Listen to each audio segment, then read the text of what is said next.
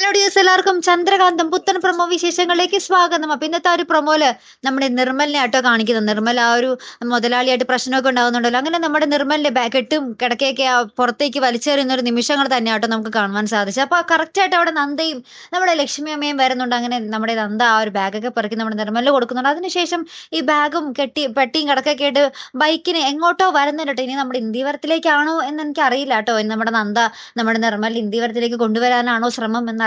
എന്തായാലും പോകുന്നുണ്ട്.